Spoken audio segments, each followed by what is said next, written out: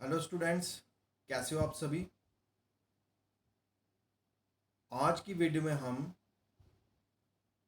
Unit number 3 exercise 3.6 को discuss करेंगे। Last lecture में हमने एक्सरसाइज 3.5 का क्वेश्चन नंबर फोर्थ जो है वो कंप्लीट कर दिया था। तो देखो, जो आपकी एक्सरसाइज 3.6 है, इस वाले मेथड को हम क्या बोलते हैं, रिडक्शन मेथड। मैंने आपको स्टार्टिंग में बताया था कि इस यूनिट में हमें कुछ मेथड करने पड़ेंगे, जैसे एलिमिनेशन मेथड था, जैसे सब्स्टिट्यूशन मेथड था, जैसे क्रॉस मल्टीप्लिकेशन मेथड था और रिडक्शन मेथड। अब देखो, रिडक्शन मेथड में हमने क्या करना है, हमने इनको, जितनी भी आपको इक्वेशंस गिवन है, इनको रिड्यूस करना है। रिड्यूस करके हमने सिंपल इक्वेशंस बनानी है।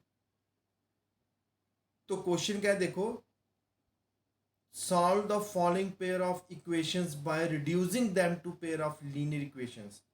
कि ये जो पेयर ऑफ इक्वेशंस हैं, इसको आपने पहले रिड्यूस करना है इनटू लीनियर इक्वेशंस और देन सॉल्व करना है। Solve means you have to find the value of X and Y. अब देखो, जैसे फर्स्ट पार्ट है 1/2x plus 1/3y is equal to 2। ठीक है, ये आपका फर्स्ट पार्ट। तो दो इक्वेशन है, एक है 1/2x plus 1/3y equal to 2 and 1/3x plus 1/2y equal to 13/6।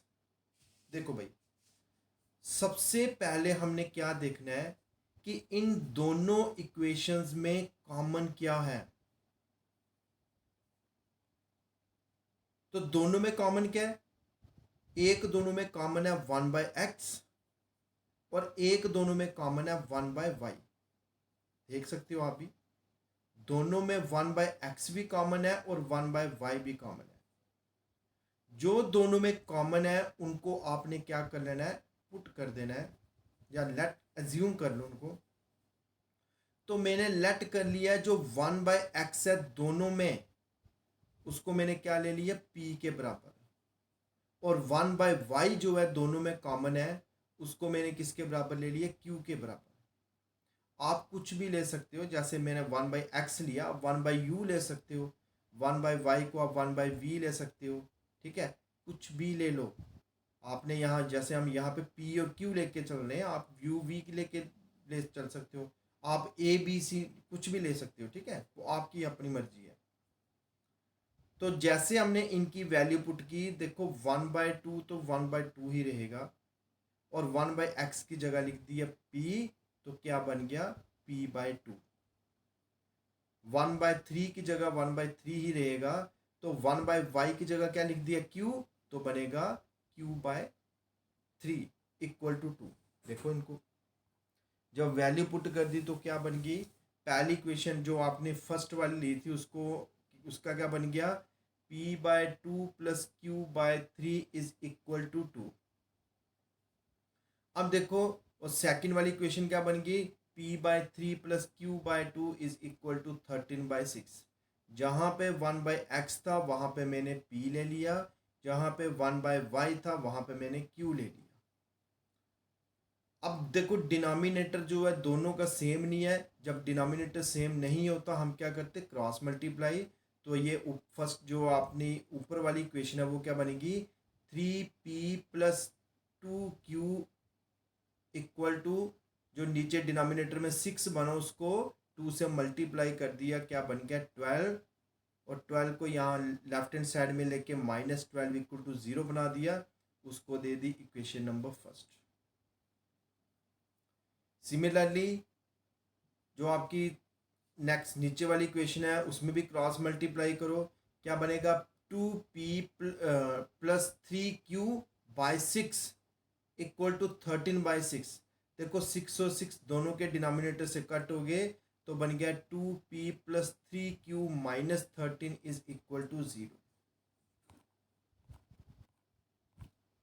अब देखो भाई,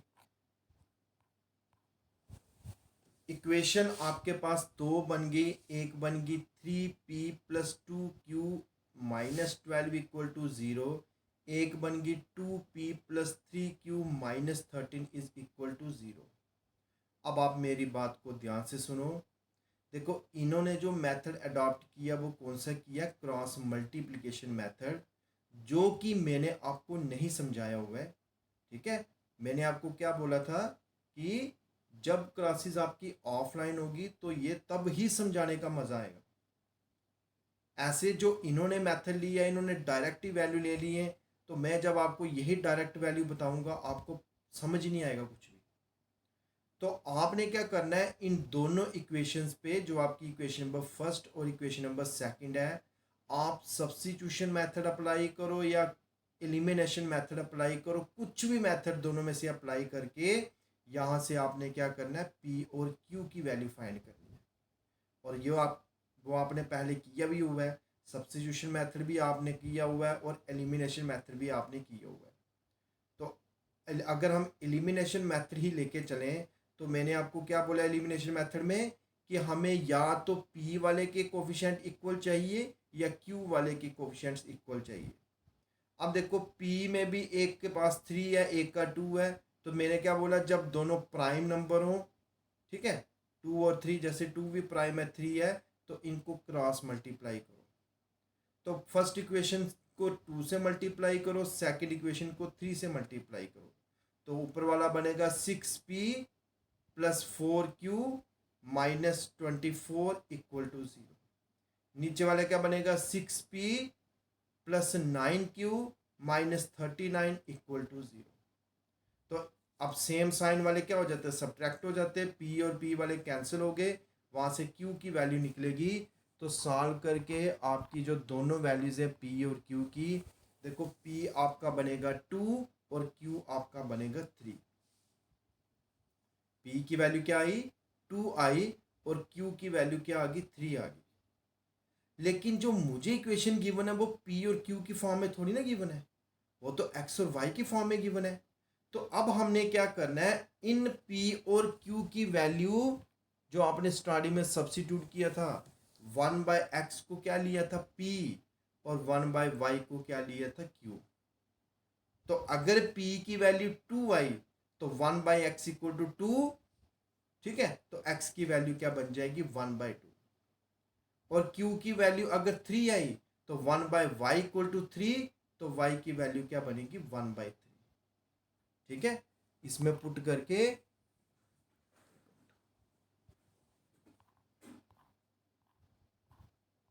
देखो, इसमें पुट करके तो x की वैल्यू क्या बन गई, 1/2, और y की वैल्यू क्या बन गई, 1/3। ठीक है, इसी तरह से आपने करना है। अब ये क्रॉस मल्टीप्लिकेशन मेथड लेके चल रहे हैं, लेकिन अगर मैंने नहीं करवाया तो मैं उसके अकॉर्डिंग आपको कैसे समझा दूँ। ठीक है, इसलिए मैंने एलिमिनेशन मेथड लेके समझाया है। तो जो बीच में कैलकुलेशन है उसको आप खुद करो, 2-3 लाइनों की ही कैलकुलेशन होगी। मेन क्वेश्चन क्या था कि how to reduce the given equations into linear equations, that was the main problem. बाकी तो वही है जो आप पहले करते आ रहे हो। ठीक है, अब इसी तरह से हम सेकंड वाला पार्ट इसका शुरू करते हैं।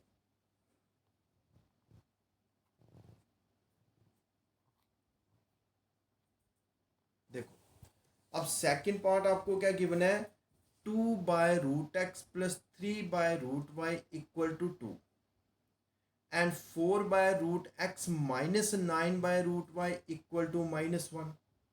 तो मैंने आपको क्या बोला है, सबसे पहले ये देखना है कि दोनों में कॉमन क्या है। अब इन दोनों इक्वेशंस में दो चीज़ें कॉमन आ रही हैं, एक तो आ रहा है दोनों में 1/√x कॉमन, एक आ रहा है 1/√y कॉमन। तो 1/√x को हमने p लेट कर लिया, 1/√y को हमने q लेट कर लिया। देखो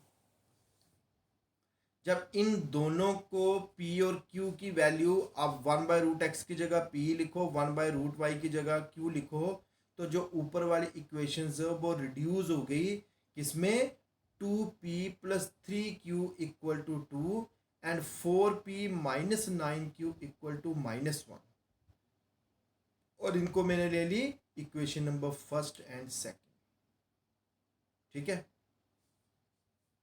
अब देखो, अब हमने या तो एलिमिनेशन मेथड अप्लाई करना है या सब्स्टिट्यूशन मेथड। क्रॉस मल्टीप्लिकेशन जहाँ जहाँ आएगा वो मैं आपको नहीं करवाऊंगा। तो अब देखो इन्होंने कौन सा मेथड आगे लिया है, इन्होंने लिया है कौन सा, एलिमिनेशन मेथड।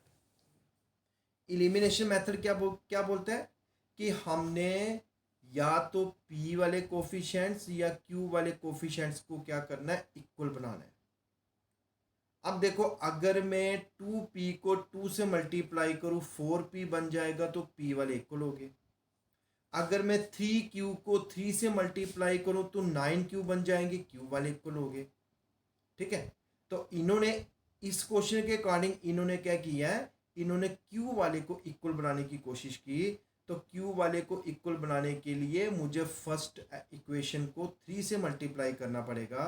तो मल्टीप्लाई इक्वेशन फर्स्ट बाय 3, तो we get 3 into 2 6p plus 3 into 3 9q equal to 2 into 3 6, और इसको इक्वेशन दे दी थर्ड। अब देखो सेकंड और थर्ड को, सेकंड में भी q का कोफिशिएंट क्या है, -9, थर्ड में भी q का कोफिशिएंट क्या है, +9। देखो दोनों 9 आ रहे हैं लेकिन साइन चेंज है। ऊपर वाले का साइन क्या आ रहा है, नेगेटिव आ रहा है, नीचे वाले का साइन क्या आ रहा है, पॉजिटिव आ रहा है। और मैंने आपको क्या बोला है, अगर अपोजिट साइन होंगे तो हम क्या करेंगे, ऐड। तो आप क्या करो, दोनों को ऐड कर दो। देखो प्लस का 9 और माइनस का 9 कैंसिल हो गया, साथ में क्यू भी। तो 4p प्लस 6p कितना बन गया, 10p। -1 प्लस 6 कितना बनेगा, 5। तो 10p इज इक्वल टू 5। तो p की वैल्यू क्या बन जाएगी, 1/2। इसको आप इक्वेशन नंबर 4 दे दो। अब आपने क्या करना है, ये जो p की वैल्यू 1/2, इसको आप चाहे जो आपने सब्स्टिट्यूट किया था, देखो फर्स्ट में पुट करो, चाहे सेकंड में पुट करो, चाहे थर्ड में पुट करो, वहां से क्या निकालो, q की वैल्यू निकालो। तो हमने क्या किया, इस p की वैल्यू को किस में पुट कर दिया, फर्स्ट में। After putting the value of p we get the value of q equal to 1/3। वही पीछे वाले मेथड चल रहा है, एलिमिनेशन मेथड। इसमें कुछ भी अलग चीज़ नहीं है जो मैं आपको पूरी डिटेल में बताऊं। आप ये चीज़ें पहले भी कर चुके हो, कैसे करते हैं वो मैंने आपको पहले भी बताया हुआ है। तो अब आपके पास p की वैल्यू भी है, आपके पास q की वैल्यू भी है, लेकिन जो मुझे इक्वेशन गिवन है वो किस में है, इन टर्म्स ऑफ, किस में है वो, in terms of x and y। अब देखो आपने 1/√x को p लेट किया ना, तो p की वैल्यू क्या थी, 1/2। तो आप यहाँ पे p की वैल्यू पुट करो तो 1/√x equal to 1/2, √x equal to 2। अब √x तो मुझे चाहिए नहीं, मुझे x की वैल्यू चाहिए। स्केलिंग करो तो x कितना बन जाएगा, 4। 1/√y किसके बराबर है, q विच इज 1/3। √y किसके बराबर बन गया, 3। स्केलिंग करो, y किसके बराबर बन जाएगा, 9। और जब वैल्यू पुट की, देखो इसमें वैल्यू पुट करने के बाद 1/√x 1/2 के बराबर, √x 2 के बराबर, x बनेगा 4। 1/√y किसके बराबर है, 1/3 के बराबर, √y3, और x की y की वैल्यू क्या बनेगी, 9। ठीक है, अब होप कि आपको ये जो मैंने 2 पार्ट समझाए, इनमें अब आपको समझ आना शुरू हो गई है। देखो मेन इसमें एक ही चीज़ है जो कि मैंने लास्ट क्वेश्चन में भी बोला है कि आपने ये सीखना है कि इन इक्वेशंस को लीनियर इक्वेशंस में कैसे रिड्यूस किया जाए। अब कई सोच रहे होंगे सर ये भी तो इक्वेशंस ही हैं, मैं फिर से दिखा रहा हूँ। आप सोच रहे होंगे, आप में से कईयों के दिमाग में ये चीज़ भी होगी, ये डाउट होगा कि सर ये भी तो ऑलरेडी इक्वेशंस की फॉर्म में।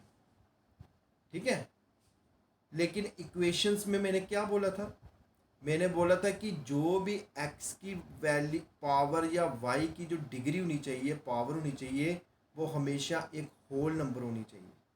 ठीक है, लेकिन x की पावर 1/2 का मतलब रैशनल नंबर, y की पावर 1/2 का मतलब रैशनल नंबर। फर्स्ट क्वेश्चन में 1/y था, तो जब y को ऊपर लेते तो क्या बना था, y की power -1 which is not a whole number, इसलिए इनको मैं लीनियर इक्वेशंस नहीं बोल सकता। ठीक है, अब हम थर्ड पार्ट की तरफ चलते हैं।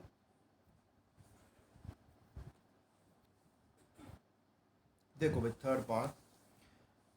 थर्ड पार्ट में क्या गिवन है, 4/x + 3y = 14 and 3/x - 4y = 23। अब देखो इसमें सबसे पहले मैंने क्या बोला, हमने ढूंढ रहे हैं कॉमन। तो एक दोनों में कॉमन क्या है, 1/x, और एक दोनों में कॉमन क्या है, y। ठीक है, दो ही चीज़ें कॉमन है ना। तो हमने क्या किया, 1/x को क्या कर लिया, p पुट कर लिया, और देखो इन्होंने y को ऑलरेडी y ही रखा, तो ऐसे आप चाहो तो y को q भी ले सकते हो। ठीक है, दोनों को आप x और y में को जो p और q में कन्वर्ट कर सकते हो, बट अगर ये x को ही p में कन्वर्ट करें, y को सेम रख रहे हैं, तो हम इसी को लेके चलते हैं। ठीक है, अब इन्होंने y वाले को क्यों नहीं चेंज किया, क्योंकि y की पावर ऑलरेडी एक होल नंबर आ रही है, तो उसको चेंज करने की जरूरत ही नहीं है। अब 1/x को क्यों किया, क्योंकि जब x को मैं न्यूमिनेटर में शिफ्ट करूंगा तो क्या बनेगी, x की power -1 which is not a whole number. Okay, तो देखो जब जहां जहां 1/x है वहां पे क्या पुट कर दो, p। तो इक्वेशन क्या बन गई, 4p + 3y, y को जगह y रहने दिया, = 14 एंड 3p - 4y = 23। ठीक है, अब देखो यहाँ पे भी इन्होंने क्या किया, क्रॉस मल्टीप्लिकेशन मेथड को अप्लाई किया, लेकिन हम कौन सा मेथड लेंगे, एलिमिनेशन मेथड या सब्स्टिट्यूशन मेथड। तो देखो एलिमिनेशन मेथड के लिए मुझे या तो p के कंपोनेंट सेम करने पड़ेंगे या y के कोफिशिएंट सेम करने पड़ेंगे, तो हम y के ही करते हैं ताकि सिंपल ऐड करके आंसर आ जाए।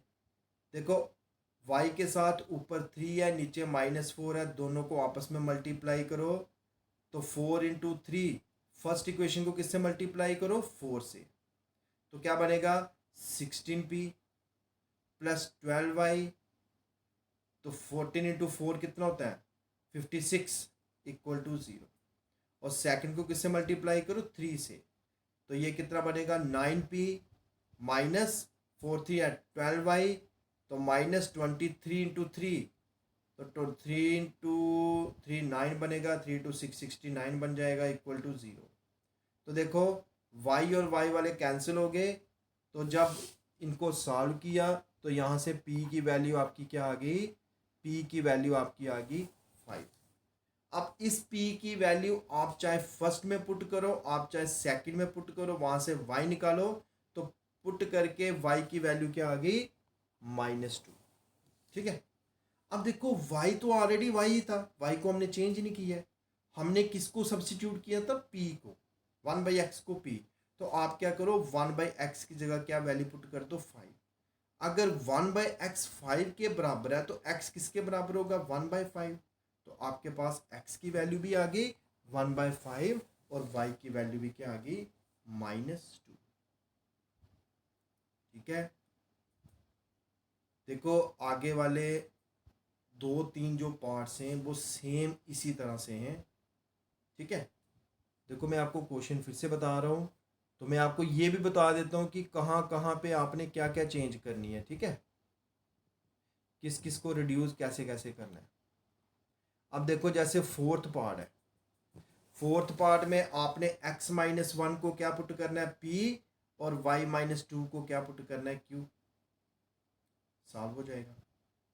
फिफ्थ वाले पार्ट में, अब फिफ्थ वाले पार्ट में सबसे पहले आपने क्या करना है, 7x के नीचे अलग से ले लो xy, 2y के नीचे अलग से ले लो xy, तो x कैंसिल, क्या बनेगा, 7/y - 2/x।